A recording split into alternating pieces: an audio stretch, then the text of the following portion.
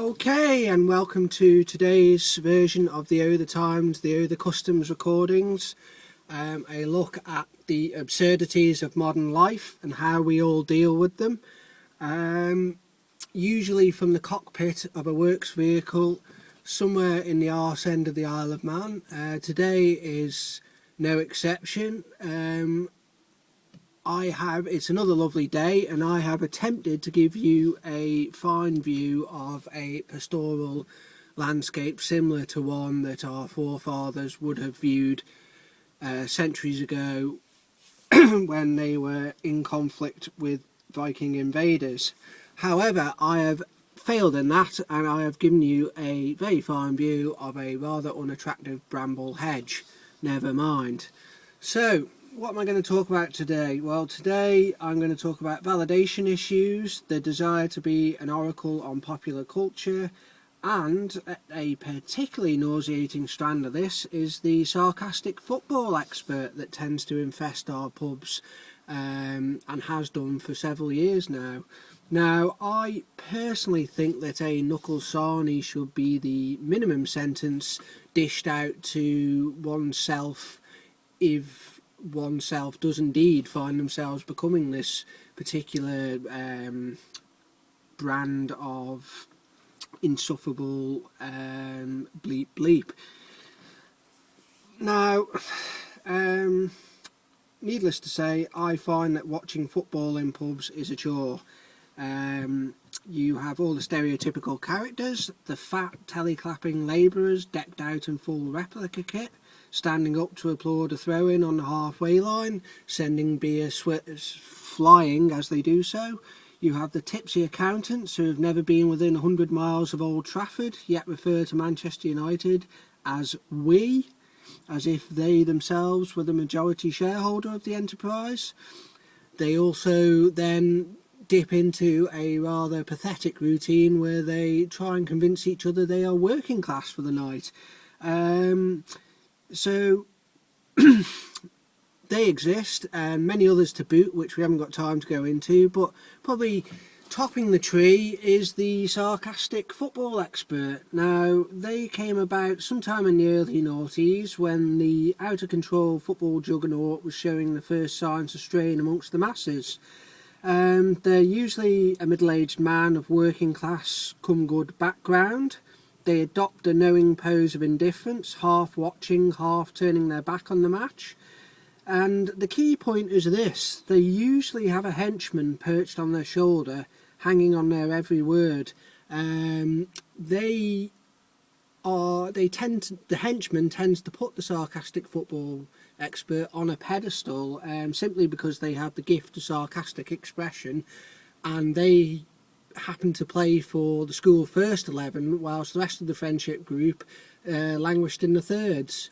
The henchman tends to act as a feeder for the sarcastic football expert and will parrot weak Sky Sports bland opinions to the said sarcastic football expert. The sarcastic football expert will then launch into his full set list, and I will give you an example of this if you just bear with me.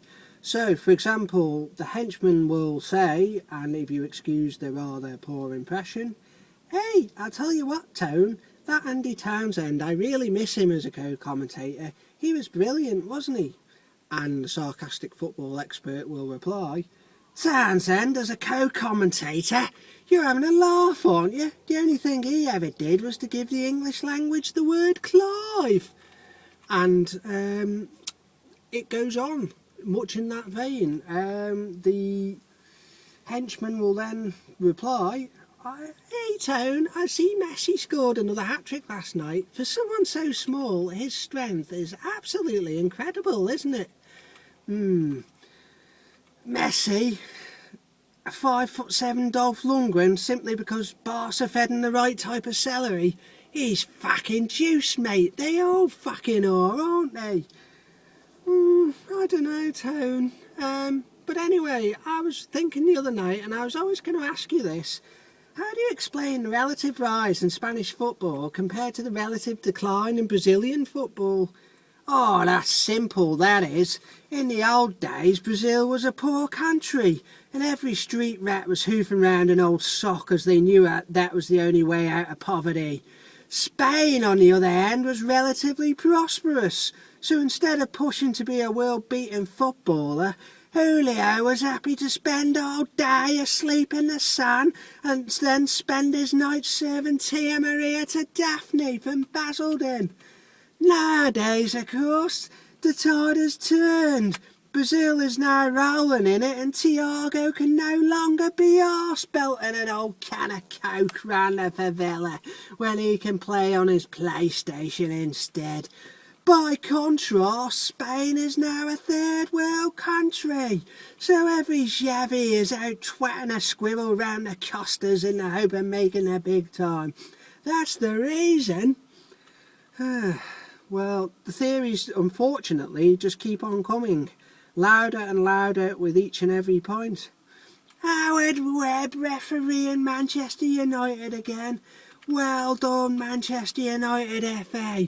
The theatre of dreams, my arse. The theatre of brown envelopes. More like it, isn't it? It's better scripted than WWE wrestling.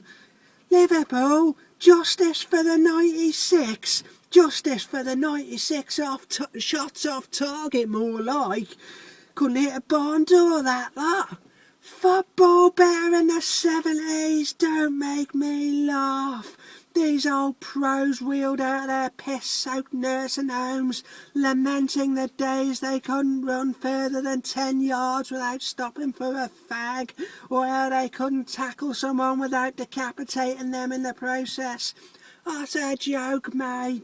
George Best wouldn't even get a game for Sligo Rovers these days. Rooney on 400 grand a week. Oh, I'll just clog up every good move due to me being an egotistical fat potato-headed shit before trying some Hollywood ball that ends up in row Z. Then when everyone gets on my back, I'll get in a sulk and put in a transfer request until I get even more money. Still, at least I'll score a tap-in against some Balkan bin man. He's a joke, mate. One step above that ginger Sky Sport type job, Paul fucking Scholes. Rugby better than football, you must be joking. Fat cunts running into each other for 15 minutes before someone twats it 70 yards into the crowd, because that's considered good fucking play. Because that's fucking exciting, isn't it? Oh, and it goes on. Still, they're slightly more tolerable than what I call football basics, who also have the habit of infesting pubs these days. The type of people who trot out the most basic statements, then look at you like they've just invented quantum physics, such as the weight of intellect their recent statement has just carried. I'll tell you what, mate, the thing about Liverpool is this. They're okay at scoring goals, but they just can't keep them out, can they? Wow. Jeepers, I've never actually thought of that. You are absolutely bang on the money there. That is exactly what is wrong with Liverpool. Wow, you're so knowledgeable. How did you even come up with that? Absolute basic shite, isn't it? Thanks for highlighting the obvious key point we all learn age 4. That being football success is about scoring goals in your opposition goal and keeping them out of your own. I was hoping for some, maybe analysis as to why that formula is or isn't being achieved. Next week will be a tough one, away to the team that is the top of the league. I think I'll stay in and watch Emmerdale.